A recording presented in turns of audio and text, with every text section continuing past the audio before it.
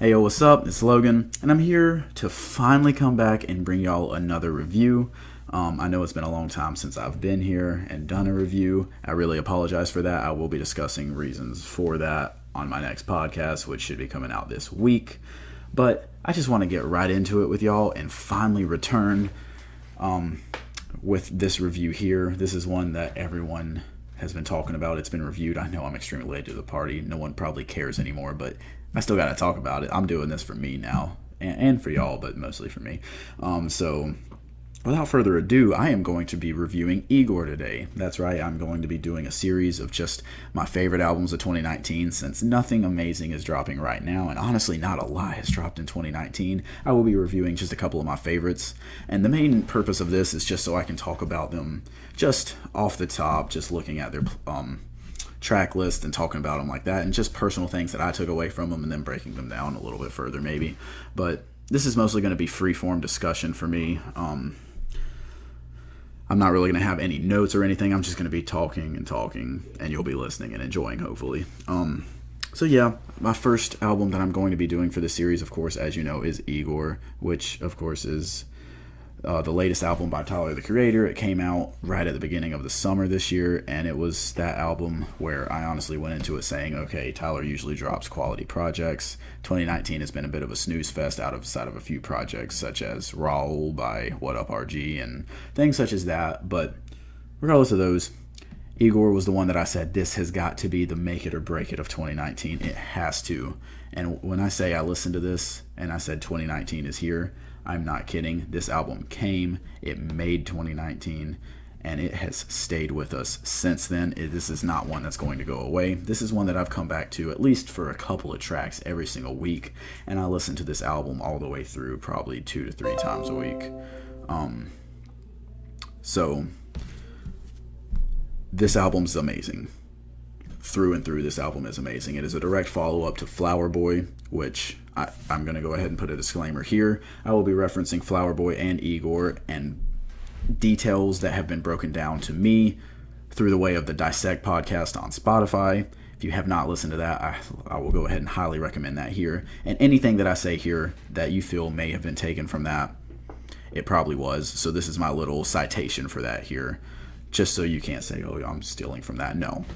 Go listen to that podcast. It's where I get a lot of stuff from. So anyways, basically, for those of you who don't know, Flower Boy is the project where Tyler got a little bit more open with us, talking about his feelings, his emotions, his loneliness, and even talking about possibly, having, being possibly homosexual or bisexual at the very least, talking about how he finds some men attractive, and he has hidden that and has been embarrassed of that his entire life. That's really all I'm going to talk about Flower Boy there. But basically on this album, he's following that up by talking about a relationship that he's been in. And with this one, it's a ride. It's a ride that you just have to go through. First off, the album is titled Igor, which for those of you who don't know was the assistant to Dr. Frankenstein and the creation of Frankenstein's monster and all of that. So a little bit of reference there to Tyler and feeling like, the secondary, the dumber assistant, whatever. Well, however you want to break that down. He's feeling like that a lot of the time. And even on this project, he's talking about that a lot, where he's just really into this partner that he has, and things just start to go south. It's basically the entire breakdown of a relationship, where it starts off with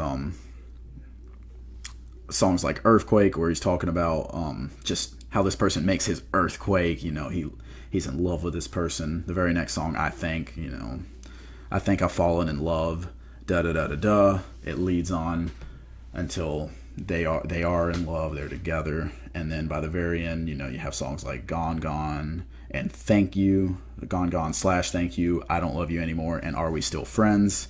Those songs basically saying okay, we're done, we're not in love anymore, but can we still be friends? So I'm going to go just through the narrative here. So obviously Earthquake, great song, surprisingly amazing Playboi Carti verse. I know no one would expect that, but either way, it works. It's amazing. But he goes through this entire phase where he's just in love with this person. They go through their relationship, and by the end, and this is where I'm taken from Dissect a lot, by the end, they're not together anymore. But he's still thankful for this relationship because he learned from it. He grew through it, and he still wants to be friends with this person, which is partially his way of trying to keep control. He kind of wants to come back to this, hoping it works out later on, and this other person in the relationship doesn't seem quite as interested in that. But regardless, he just wants to be friends because it is a relationship that he values and sees as whole. And I'm going to make a comparison to another Odd Future artist here, but this is almost like a growth that someone like Frank Ocean had over the course of Blonde, where he's referencing multiple different relationships, and at first it's like regretting them or even like just missing them, and by the end of the project he's talking more about growth through them. And basically this whole project is an example of one of those scenarios where you grow through an entire relationship. Whether it works out or not, it helps to contribute to who you are as a person and to become a better person by the end of it. Even if it ends, there's the old saying, it's better to have loved and lost than to not have loved at all. Because without love, that's one of the key ingredients in your life. Everybody needs love. You cannot grow into the person that you need to be or the person you are supposed to be without love. And so to have loved and lost, at least you loved in the first place. You were able to grow. You were able to find kinship with another person. And that's something that's absolutely beautiful in this album to see and to hear talked about, because, that's just not something that's talked about often, especially in the realms of hip-hop, where it's a lot of disrespect, and a lot of people like to brag on cheating or having a bunch of hoes or anything like that. And here we have someone who's talking about a wholesome relationship that, while it doesn't work out, he was still able to learn from it and grow through it. So that's just something amazing to hear.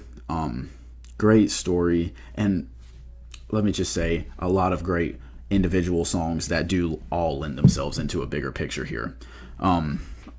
There is a lot of sampling on this project. There is a lot of help that comes through in the form of many different artists. I'm not even going to sit here and name all of them. I'm not even going to sit here and name any of them. You can look it up on Wikipedia. You can look it up on multiple different websites, just finding all the different artists that came together to help him on this project and to lend their personal takes and their personal skill onto certain songs. But it all just comes together into such a cohesive project that works so well on so many levels, sounds so amazing. You can listen to it in order and get the story. You can listen to it out of order and just have a bunch of beautiful tracks. You can put them on playlists. I know personally I have Earthquake on my Good Vibes, Summer Vibes playlist, and I just feel so uplifted every single time I hear it. There's also some tracks on here you can have on some sad playlists, such as Are We Still Friends, which, while it can be a little uplifting when you think about the whole context of how it fits in the storyline, just listening to it alone, you're like, dang, that is sad. Can we still be friends? And you might go back thinking about past relationships that you've had, stuff like that. So yeah, overall, this is an amazing project. Definitely my personal favorite project in Tyler's discography, even though I've loved every album he's come out with. I even like Goblin, and that's cringy as crap. Wolf, amazing. Cherry Bomb, again, cringy, but amazing. Flower Boy was my personal favorite, and it still has its place because it is it's a strictly rap album, basically. But this one, especially, and I haven't even talked about this yet, but especially defying what you would normally call hip-hop through the sounds that it has and the storyline that it has, just amazing. And while I'm here and thinking about it, let me go ahead and talk about that. The fact that it does not fit into a normal hip-hop lens is absolutely amazing. Yes, it is still a hip-hop album to me. No, it's not a rap album. It does have quite a bit of rapping on it, but the majority of it is not rap. Has a lot of singing. Tyler has amazing vocals. He gets a lot of vocals lended to him from other artists who have amazing performances. And the fact that, yes, hip-hop is more than just rap, and the fact that it fits into that mold and fits so well that it's not even a rap album, and here I am calling it what is probably the best rap/hip-hop album of 2019. This album is going to be looked at for years and decades, and people are going to come back to it and say, wow. And I hope that it has such a huge impact on the culture and helps a lot of artists become more comfortable with genre-defying works. Because that's what this is. This is a genre-defying work in the same way that The Miseducation of Lauryn Hill was, in the same way that Awaken My Love was by Childish Gambino. This is what I want artists to do more often. Now, I'm not saying every artist needs to come out here and do that. I do not want to be sitting here listening to an Eminem rock album because he's already basically tried that. And I'm not knocking Eminem. You all know he's one of my favorite artists, but he does not need to be doing stuff like that. I don't want every artist out here trying to define genres, but the ones who are capable of it, the ones who can mix R&B with rap or soul with rap, or yes, even rock with rap, even though sometimes that does get overplayed. Do it. Run DMC had a lot of success with that in the 80s, so obviously I'm not going to knock that. But getting back on topic, I love the genre-defying nature of this project. I absolutely love the storyline and the message, the positive message that it sends, one that's not seen that often in hip-hop. And I love this project overall, and yeah, it is currently my favorite project of the year. I'm not going to say where I rank most of these projects when I do my favorites of 2019, but this one, it's kind of obvious, and most people are going to say this. It has so far been the best project of 2019. I'm saying this as of October 16th. If you're watching this later on down the road, maybe something new will come out. Maybe Kanye finally hits us with Jesus is King. Obviously, I'm a Ye fan. But right now, by far, best project of 2019. And I have it sitting at a 9.5 out of 10. No other project comes close to that right now. I do have other great projects, and I am going to be releasing their numeric rankings, but I'm not going to say which one's better or worse because I'm going to be honest with you, I have a lot of 8.5s on my list right now. But we'll be getting to those later. Right now, 9.5 out of 10. By far, best project of 2019. Maybe even looking back, it could have been the best project last year, although last year was by far a better year for hip-hop. This is the gold shining star out of every other album this year. If you have not listened to it, but definitely go listen to it. Check it out. It's great. I appreciate y'all watching this, and I am very much looking forward to getting back to being more active on this channel. Thanks for sticking with me. Make sure to leave me a like. If you enjoyed this video, share it. Leave your thoughts in the comment section, what you thought on this, what albums you think I should talk about in my favorites, or what albums are coming up that I should check out. Obviously, I have my personal favorites that I'm going to be talking about, but if there's any that you personally had and enjoyed that I have not dropped a video for, please leave them in the comment section. I'll try to get to them. Thanks for watching, and I will see y'all next time.